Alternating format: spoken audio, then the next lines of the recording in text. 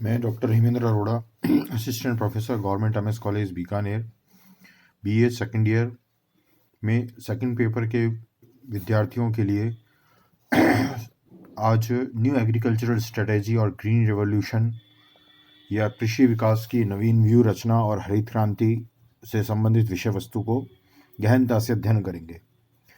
तृतीय पंचवर्षीय योजना के मध्यावधि मूल्यांकन में कृषि विकास की धीमी गति रही और उसने परंपरागत कृषि के स्थान पर वैज्ञानिक कृषि को बढ़ावा देने की प्रेरणा दी, जिसमें आधुनिक वैज्ञानिक विधियों के अधिकाधिक प्रयोग से अल्पकाल में कृषि उत्पादन में तीव्र गति से उत्पादन वृद्धि हो सके। प्रोफेसर VKRB राव ने भारतीय कृषि को डायनेमिक बनाने पर बल देते हुए कहा कि नई व्यूह रचना भूमि, जनशक्ति एवं अन्य आंतरिक साधनों के चयनित क्षेत्रों में समन्वित उपयोग से कम समय में अधिकाधिक कृषि उत्पादन की अपेक्षा करती है। जब इस तरह का चैलेंज होता है कि आपको अपनी पॉपुलेशन को फीड करने की समस्या हो और पुराने परंपरागत तरीकों से उतना उत्पादन नहीं हो रहा है, तो हमें जो है वो नए तरीके जो है वो ढूंढने पड़ते हैं और इसमें ही जो है वो हरित क्रांति या ग्रीन रिवॉल्यूशन की बात की जाती है। तो हम देखें अब main features of green revolution क्या है। हरित क्रांति की इस नवीन व्यू रचना में चयनित क्षेत्रों में कृषि पड़तों के समन्वित उपयोग से वैज्ञानिक कृषि द्वारा कम से कम समय में अधिकाधिक कृषि उत्पादन करना तथा उनकी मांग व पूर्ति में अंतराल को पाटना है। ठीक है। इसके अंतर्गत उर्वरकों का बढ़ता प्रयोग, कीटनाशक दवाओं, मशीनों, उन्नत बीजों, सिंचाई के साधनों आदि को विशेष बढ़ावा देने का समावेश है। अब हम इसको सिस्टमेटिक तरीके से देखते हैं। पहला बिंदु है कृषि विकास हेतु उपयुक्त क्षेत्रों का चयन। कृषि उत्पादन में तीव्र वृद्धि के लिए उन उपयुक्त क्षेत्रों का चयन किया गया जिसमें सिंचाई की पर्याप्त सुविधाएं होने के साथ साथ वह क्षेत्र प्राकृतिक प्रकोपों से मुक्त एवं सुरक्षित है और उन चुने हुए प्राथमिक क्षेत्रों में ही उन्नत बीजों, रासायनिक उर्वरकों, पौध संरक्षण, औषधियों और कृषि विशेषज्ञों का समन्वित उपयोग किया जाता है। दूसरा, उन्नत बीजों के प्रयोग पर बल। कृषि उत्पादन में तीव्र वृद्धि हेतु अधिक उपज देने वाले उन्नत बीजों के क्षेत्र में निरंतर वृद्धि करना।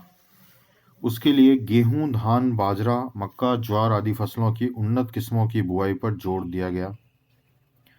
जहां 1968 में केवल 85 लाख हेक्टेयर क्षेत्र में अधिक उपज देने वाले उन्नत बीजों की बुआई होती थी, वह बढ़कर के 1973-74 में 259 लाख हेक्टेयर, 1990-91 में बढ़कर 639 लाख हेक्टेयर हो गई और 2014-15 में 1100 लाख हेक्टेयर होने का इसका अनुमान है।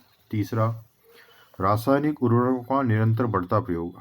हरित क्रांति की इस नीति में रासायनिक उर्वरकों के उत्तरोत्तर बढ़ते उपयोग पर जोर दिया गया। परिणामस्वरूप जहां इन उर्वरकों का उपभोग 1965-66 में केवल 78 लाख टन था, वह बढ़कर 1980-91 में 1989-90 में 124 लाख टन होने का एस्टीमेट है। देश में अब छोटे बड़े उर्वरक कारखानों की संख्या भी 108 हो गई है और अपनी आवश्यकता का 70% भाग उत्पादन करने की क्षमता है। चौथा बिंदु है सिंचाई सुविधाओं में वृद्धि एवं लघु योजनाओं पर जोर। अधिक उपज तथा वर्षा की अनिश्चितता से सुरक्षा हेतु सिंचाई सुविधाओं में उत्तरोत्तर वृद्धि भी कृषि उत्पादन में वृद्धि का महत्वपूर्ण घटक है। इस नीति में सिंचाई सुविधाओं के व्यापक विस्तार तथा शीघ्र फलदायी लघु सिंचाई योजनाओं तथा भूमिगत जल के अधिकाधिक उपयोग पर जोर दिया गया। पांचवा बिंदु है बहुफसल कार्यक्रम, या जिसे कहते हैं मल्टी क्रॉपिंग प्रोग्राम।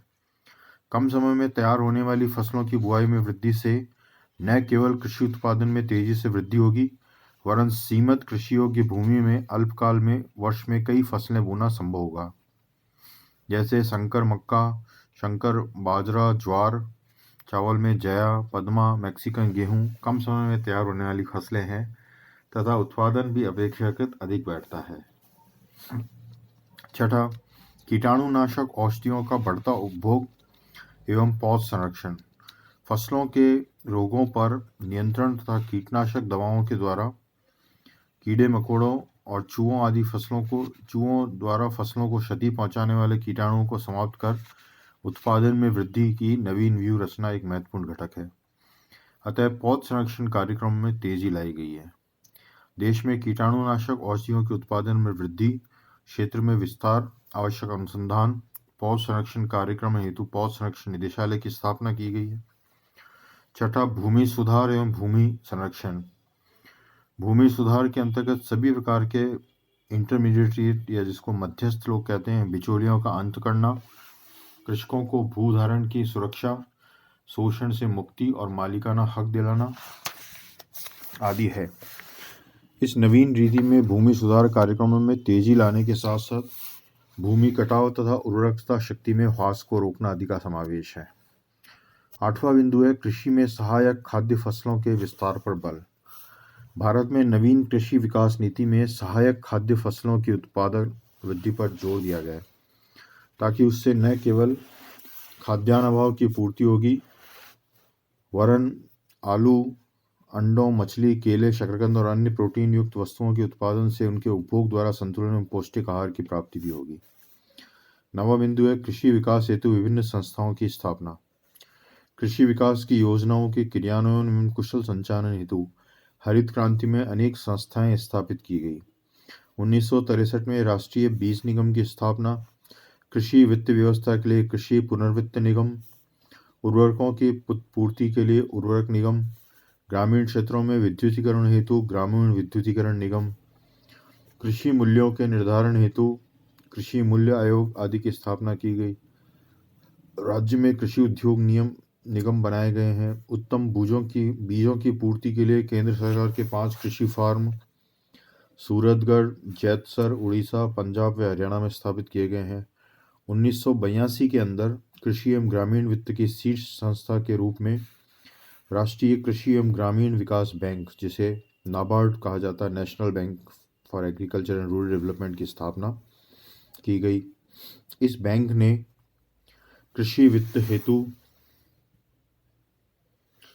मार्च 2001 तक 2,25,000 परियोजनाओं के लिए कुल 81,000 करोड़ रुपए की वित्तीय सहायता स्वीकृत की। अब ये 2015-16 में आंकड़ा 8.5 लाख करोड़ रुपए का है। इसी प्रकार किसानों को जारी क्रेडिट कार्डों की संचयी संख्या भी बढ़ी।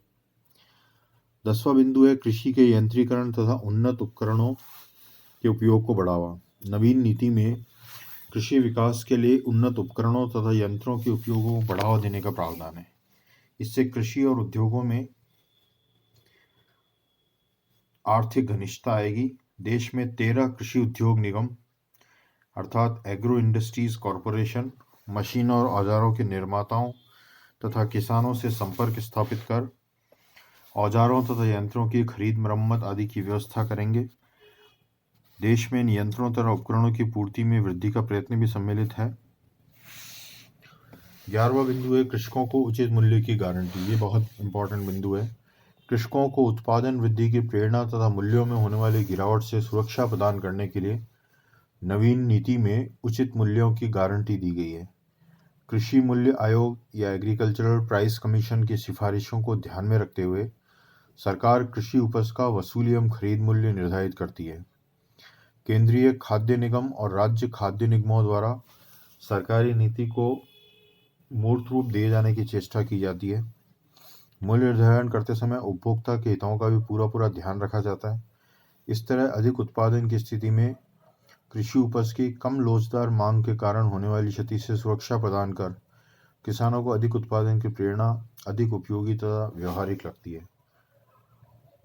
फिर अपन देखें ड्राई फार्मिंग का विकास। भारत में 1710 लाख हेक्टेयर कृषि योग्य भूमि में से केवल 1080 लाख हेक्टेयर भूमि ही सिंचित है और बहुप्रचारित हरित क्रांति 1080 लाख हेक्टेयर में ही लागू हुई, जबकि 1710 लाख हेक्टेयर भूमि में हरित क्रांति हो जाने पर भारत न केवल आत्मनिर्भर ही नहीं बल्कि निर्यातक भी बन सकता है।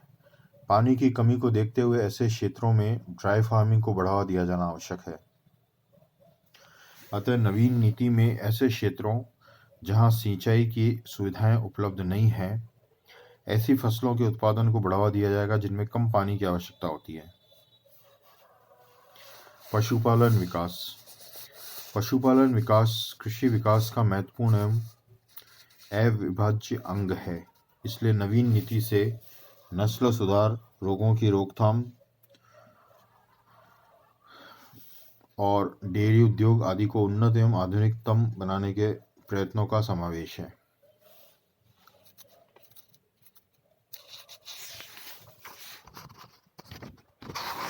तो ये कुछ बिंदु हमने देखे हैं नई एग्रीकल्चरल स्ट्रेटेजी या ग्रीन रिवॉल्यूशन से संबंधित।